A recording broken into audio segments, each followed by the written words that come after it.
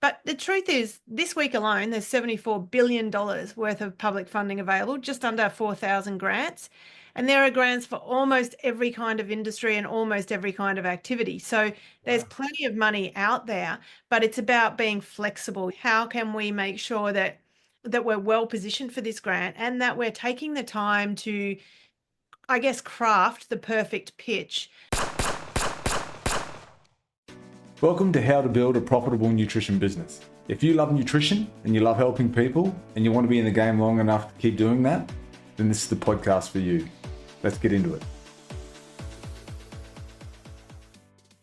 Thinking back on our business journey when we owned our dietitian business, there was a point in time where we just took off and we grew beyond what other businesses in that space were doing at that time.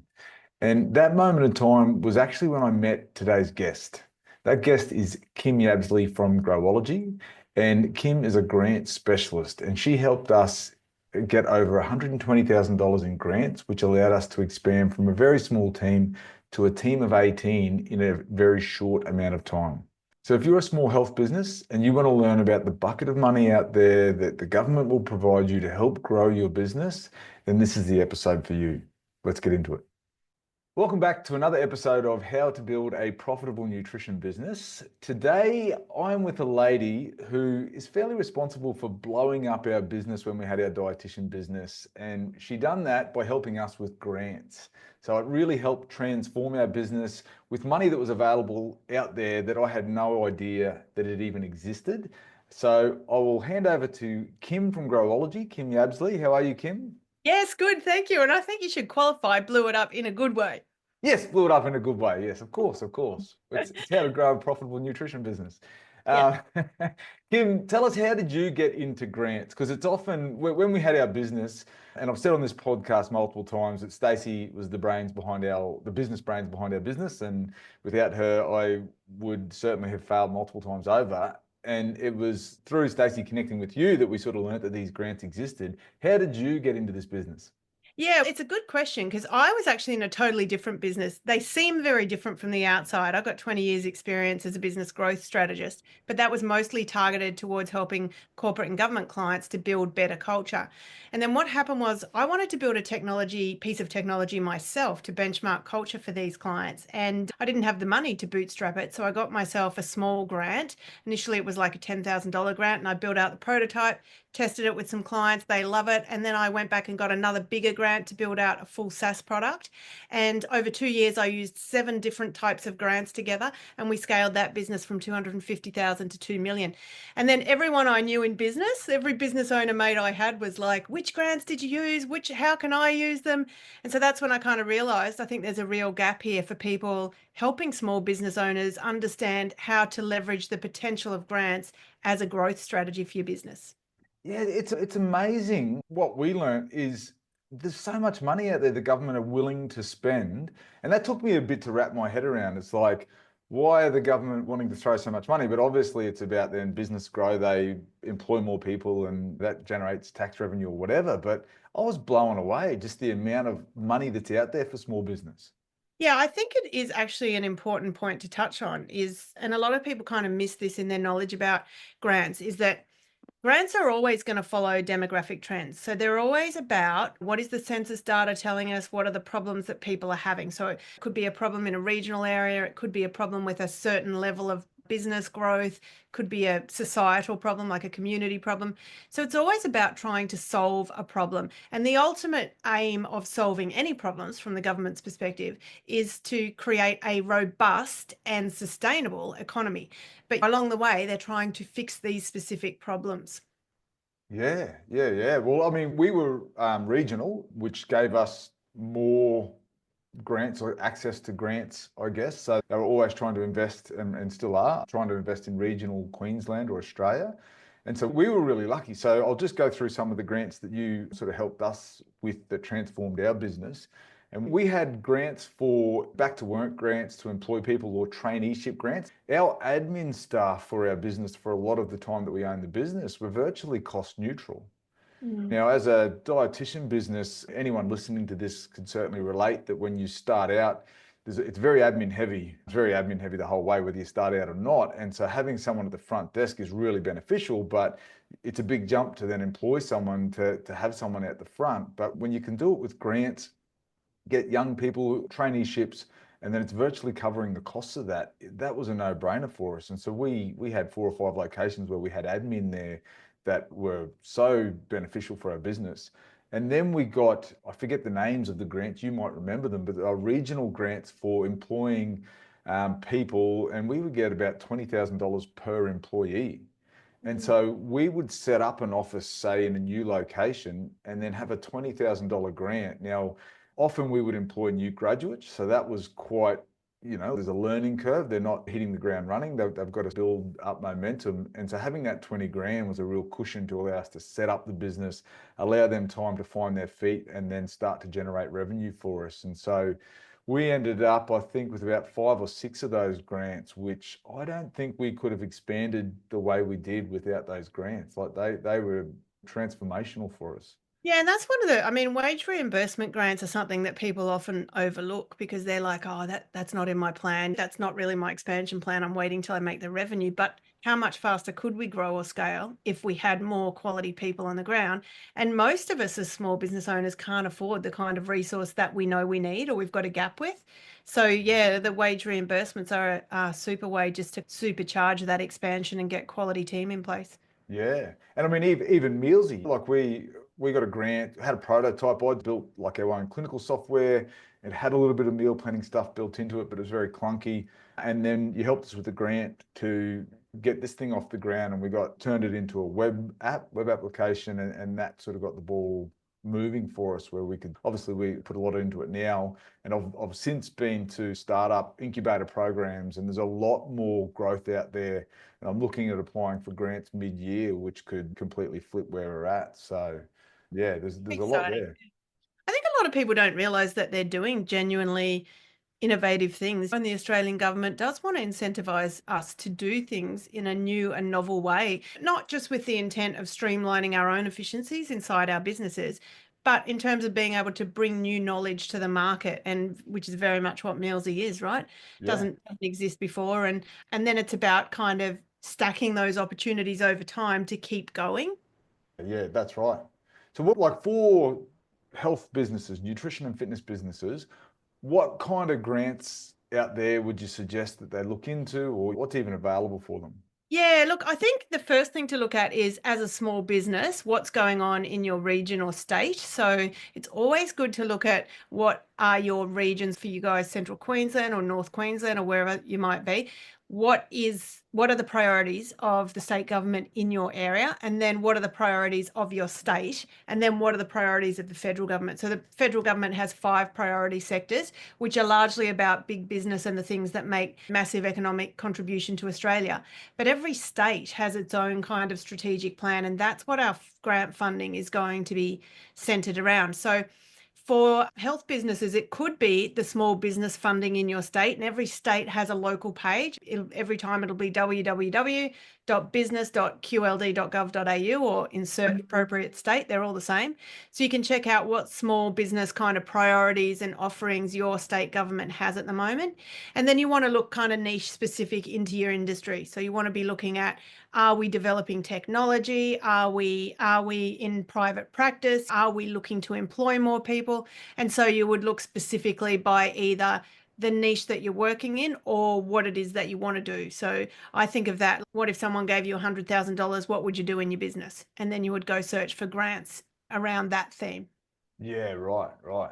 Okay, so first check out what the priorities are of the government, how you as a business can then feed into that and help them achieve what they want to achieve, and they're going to give you some money to help you get there.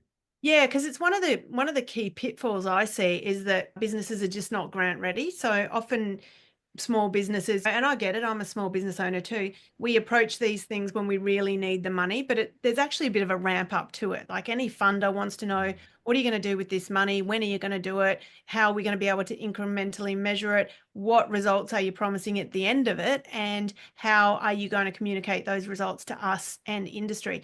Because of course the government wants a good news story, right? And we've got to think about grants are actually taxpayers' money. The government has a responsibility to be really robust about the way they distribute public funds.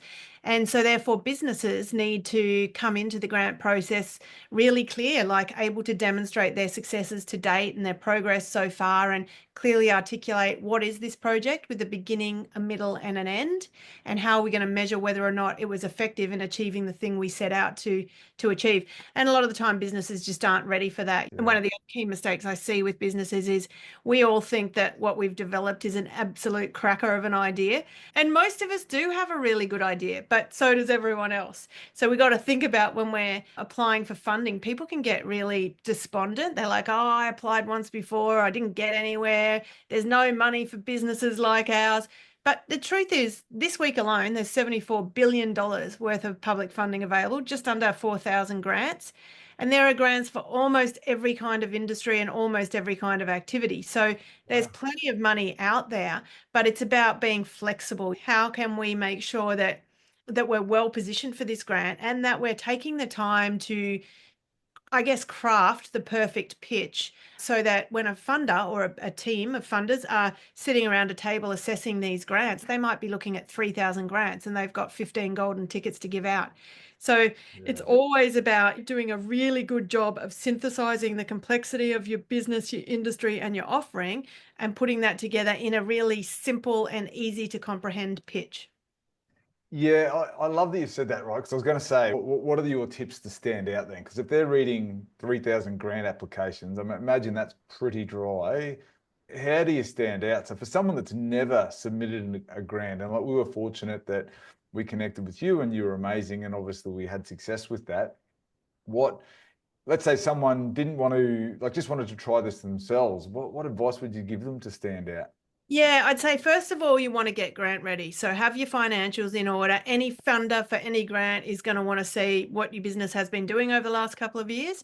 So, you want to have your financials in order. You want to know clearly what the project is, and you want to be able to articulate how it aligns with the scope and intent of this specific grant. Not just be looking and saying, oh, this is a grant for women in business and I'm a woman in business, so therefore I should get the money. You Mm. want to really be looking at what is this grant? What is the problem this grant is trying to solve? And how can I solve it? And that problem always exists inside the scope and intent in the guidelines of the particular grant. And then number two is perfect your pitch. So articulate all of that on paper with clear measurables and outcomes that you will be able to report on, whether or not you were successful, because we do understand that sometimes you get funded for something and despite your own best efforts and intent, you can't quite deliver what you thought you were going to deliver, especially with software and tech products. Sometimes there just isn't the uptake we expect, despite all the information we have about and the data around market demand and stuff, because research and development and commercialization are two very separate beasts, but that's a podcast for another time.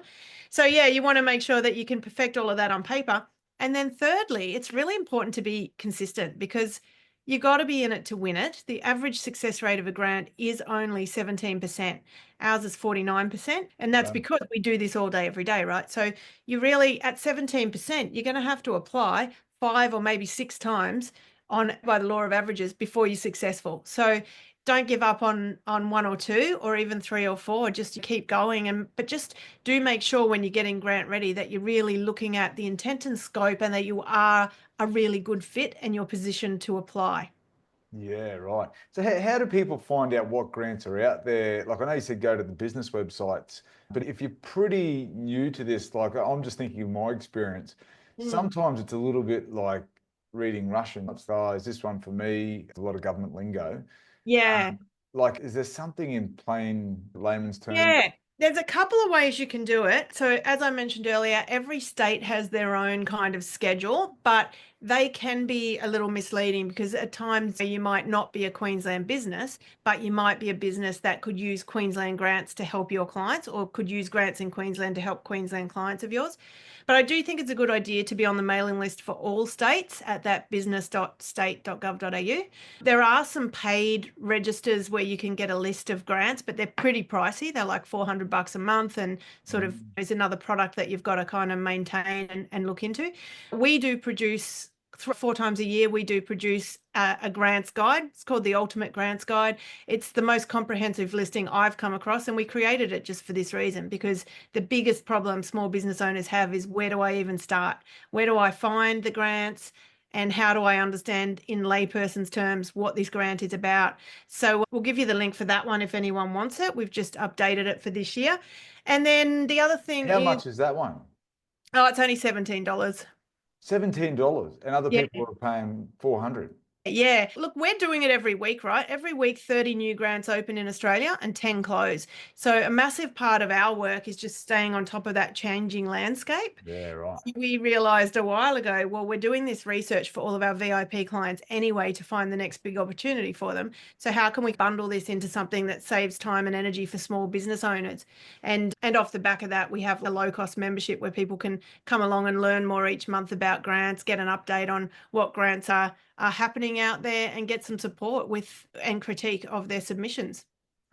Yeah, so I love that, because like looking at sort of other grant writers out there, like I've seen for a small business, it might be good if you're a big business and you can afford to pay sort of premiums. But if you're a small health business and you're a 1 or 2 person run organization, having something low cost, I just feel like if I was doing that myself again, having someone I could just say, hey, can you run your eye over this? What advice have you got for me?